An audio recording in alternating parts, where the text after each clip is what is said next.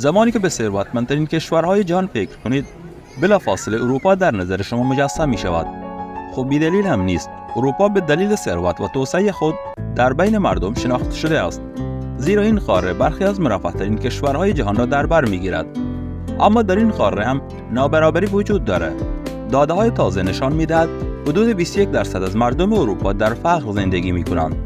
یعنی حدود 95 میلیون نفر با خطر فقر یا محرومیت اجتماعی روبرو هستند. وقتی به اروپا فکر می‌کنیم، بیشتر ما به کشورهای مثل فرانسه، آلمان یا انگلیس فکر می‌کنیم که اقتصادی قوی و زندگی بالایی دارند. اما واقعیت اینه که تو اروپا هم کشورهایی هستند که با فقر و مشکلات اجتماعی و اقتصادی روبرو هستند.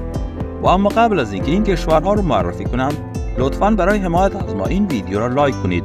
و دو مورد آخر فقیرترین کشورهای اروپا هستند. پس دو مورد آخر رو هم از دست ندین. مولداوی یکی از کوچکترین و فقیرترین کشورهای اروپا است.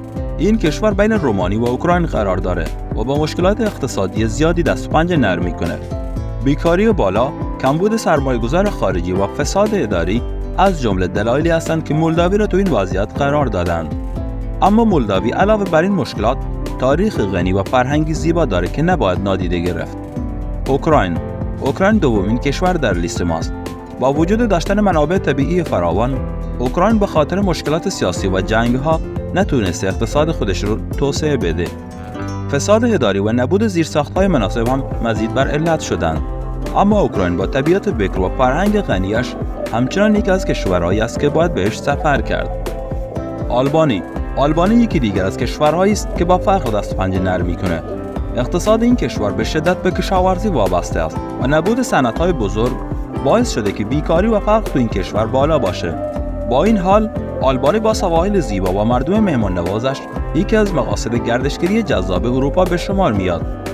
بوسنی و هرزگوین با تاریخ پر از جنگ و درگیری یکی دیگر از کشورهای فقیر اروپا است.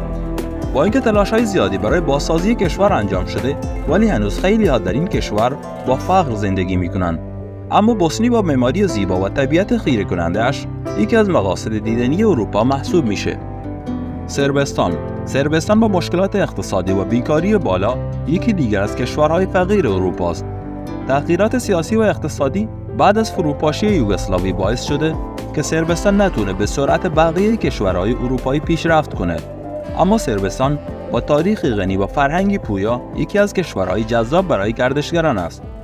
مقدونیه شمالی با اینکه این کشور تلاش‌های زیادی برای پیوستن به اتحادیه اروپا انجام داده، ولی هنوز مشکلات اقتصادی زیادی داره.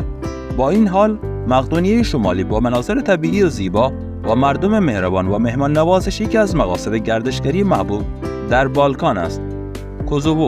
کوزوو یکی از جدیدترین کشورهای اروپا با مشکلات زیادی روبروست.